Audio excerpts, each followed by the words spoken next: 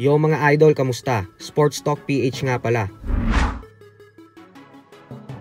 Ang update sa laban ni Pacquiao. Pag-usapan natin yan mga idol. Ngunit bago ang lahat ay huwag kakalimutang mag-subscribe at i-click ang notification bell button for more sports talk. So kung atin nga pong matatandaan ay bago pa dumating sa Amerika ang ating pambansang kamauman ni Pacquiao, ay may mga suspetsya po ang mga fans na baka daw hindi na kinuha ni Pacman ang legendary trainer Freddie Roach bilang head coach nito para sa kanyang world title fight kontra sa WBC welterweight champion Mario Barrios na nakatakdang ganapin sa July 19. Pero nawala ang lahat ng ito nang dumating na sa Estados Unidos si Pacquiao at mag-umpisang mag-ensayo sa wildcard gym ni Freddie Roach. Subalit ngayon nga po ay atin pong nakumpirma na hindi pala talaga si Freddie Roach ang magsisilbing head trainer ni Pacquiao. At bagkos ang long-time best friend nito na si Buboy Fernandez ang tatayong head trainer ni Manny.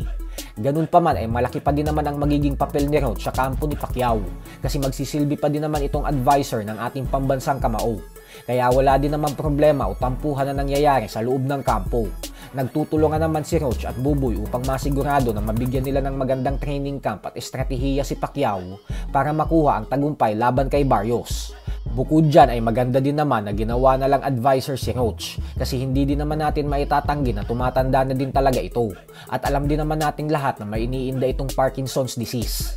Ganun pa man ay ang pinakamahalaga pa din po sa lahat ay ang makuha ni Pacquiao ang panalo at maging isang ganap na world champion ulit sa edad na 46 years old. Kaya paniguradong ginagawa na din ni Buboy at Roach ang lahat ng makakaya nila upang maitawid ito.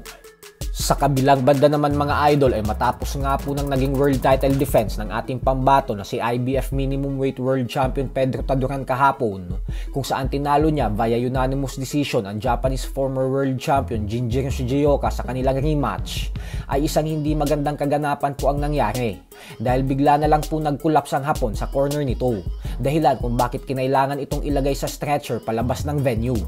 Agad po itong dinala sa ospital nang dahil dito.